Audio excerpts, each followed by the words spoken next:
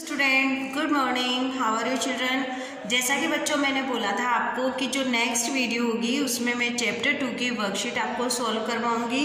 ये क्वेश्चन हमने चैप्टर 2 में से लिए हैं, आपके दोबारा दोहरान भी हो जाएगा। तो आप फर्स्ट क्वेश्चन देखें। फूल खिले हैं, कमीज पहनो, मेज खरीदो। अब इसमें जो आपके फिल इन द ब्लैंक्स हैं, इनमें मैंने आपको कोई ऑप्शन नहीं दिए हैं, तो आपको इनमें से विशेषण शब्द फिल करने हैं। क्या शब्द फिल करने हैं? विशेषण शब्द। अब जैसे फूल खिले हैं तो आप यहाँ पर क्या लिख सकते हैं? लाल फूल खिले हैं, पीले फूल खिले हैं, तो आप यहाँ लिखेंगे जैसे लाल फूल खिले हैं। अब लाल शब्द क्या हो गया बच्चों? इसकी विशेषता बताता है। लाल फूल क्या हो गया? लाल फूल इसकी विशेषता हो गई। कमीज, कमीज पहनो। अब आप इसमें भी कोई कलर बता सकते हैं, तो जैसे पीली कमीज पहनो, तो लाल फूल खिले हैं, पीली कमीज पहनो, मेज खरीदो। तो आप मेज खरीदो, तो अब आप लंबी, छोटी, बड़ी, तो हमने जैसे लिखा लंबी मेज खरीदो। तो आप देखेंगे ये लाल, पीली, लंबी, ये शब्द क्या है? विशेषण है। अब विशेषण किसे कहते हैं? कि शब्द की विशेषता बताने वाले शब्दों को विशेषण कहते हैं। शब्द की विशेषता बताने वाले शब्दों को विशेषण कहते हैं। अब ये शब्दार्थ, शब्दार्थ देखें। दंड, तीव्र, उपाय, अपूर्ण, साहसी और उपकार। तो अब इनके शब्दार्थ आप लिखेंगे। अब आप देखिए बच्चों, दंड, दंड यानी क्या होता है? दंड की शब्दार्थ क्या होगा आपके? दंड यानी होता है सजा। क्या होता है? सजा। तो आप यहाँ लिखेंगे सजा, ज के नीचे बिंदी आएगी, सजा। दंड का क्या लिखेंगे आप? सजा। अब है तीव्र, क्या है इसमें? तीव्र, तीव्र यानी क्या होता है? तेज, तीव्र यानी क्या होता है? तेज। उपाय, उपाय, अब उपाय का क्या हो गया? तरीका, उपाय का क्या हो गया? तरीका। अपूर्ण, अपूर्ण का हो गया? अधूरी, अपूर्ण का क्या हो गया? अधूरी। ये मैंने ध में यहाँ पर गेप आएगा, मैंने लाइन कर रखी है, आप ऐसा नहीं करेंगे।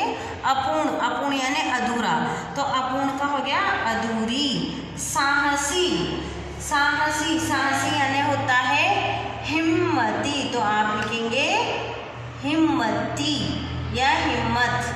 अगर साहस होता तो हम हिम्मत लिखते, यहाँ है साहसी तो हिम्मती। उपकार, उपकार यानी क्या होगा? उपकार यानी लिखेंगे हम, उपकार का क्या लिखेंगे बच्चों? अब देखिए आप, इसका हो गया दंड का सजा, तीव्र का तेज, उपाय का तरीका, अपूर्ण का अधूरी, साहस का हिम्मती और उपकार का हो गया भलाई। क्या होगा? भलाई। अब आप गद्यांश देखेंगे। गद्यांश को सोल्व करने के लिए हमें गद्यांश पढ़ना पड़ता है। मेरे संस्कृत शिक्षक काम लेने में बड़े सख्त थे, फारसी के शिक्षक नरम थे। विद्यार्थी आपस में बातें करते थे कि फारसी बड़ी सरल है। यह सुनकर मैं ललचाया और एक दिन फारसी की कक्षा में जा बैठा। ये देखकर संस्कृत शिक्षक ने समझाया, तुम्हें संस्कृत समझने में कोई कठिनाई हो तो मुझे बताओ। अब क्वेश्चन है, संस्कृत शिक्षक किस बात में सख्त थे? तो आप इसमें से देखेंगे, ये मिल गया हमें आंसर। मेरे संस्कृत शिक्षक काम लेने में बड़े सख्त थे, तो आप यहाँ से अंडरलाइन करेंगे, काम लेने में बड़े सख्त थे। विद्यार्थी क्या बातें करते थे? विद्यार्थी क्या बातें करते थे? कि फारसी बड़ी सरल है। विद्यार्थी बातें करते थे कि फारसी बड़ी सरल है। अब गांधी जी को क्या लालच आ गया? गांधी जी को क्या लालच आ गया था? गांधी जी ने का मन सुनकर ये ललचाया। उन्होंने सोचा कि मैं फारसी सरल है तो मैं सब फारसी में पढ़ता हूँ, तो उनको आया कि एक दिन फारसी की कक्षा में जा बैठे और ये बात सुनकर उनका मन ललचाया। कौन सी बात? कि फारसी बड़ी सरल है। संस्कृत शिक्षक ने क्या समझाया? संस्कृत शिक्षक ने समझाया, तुम्हें संस्कृत समझने में कोई कठिनाई हो तो मुझे बताओ। यहाँ से अंडरलाइन करेंगे। इस तरीके से आप गद्यांश को जो अंडरलाइन करिए उसका आंसर आप लिख सकते हैं। तो बच्चों ये हो गया आपके गद्यांश। सही उत्तर पर टिक का चिन्ह लगाएं। गांधी जी ने कौन कौन से नाटक देखे? श्रवण पितृभक्ति, सत्य हरिश्चंद्र या अन्य?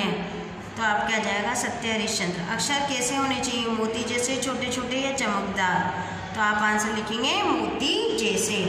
व्यायाम, व्यायाम का वाक्य आपको बनाना है तो आप लिखते हो मैं नित्य प्रतिदिन व्यायाम करता हूँ। अनिवार्य, हमें समय से सोना और खाना पढ़ना अनिवार्य होना चाहिए। या हमें यह जो भी आप अगर इसके अलावा आपको कोई सरल वाक्य बनता है तो आप वो भी लिख सकते हैं।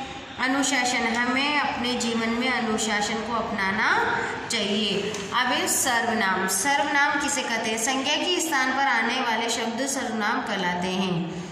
सर्वनाम की परिभाषा देखेंगे। सर्वनाम किसे कहते हैं? संज्ञा के स्थान पर आने वाले शब्द सर्वनाम कहलाते हैं। शब्दबंधदार, साहसी बताया था मैंने, हिम्मती, दंड का बताया था, उदार का बताया था, तीव्र का बताया था, विघ्न और उपाय।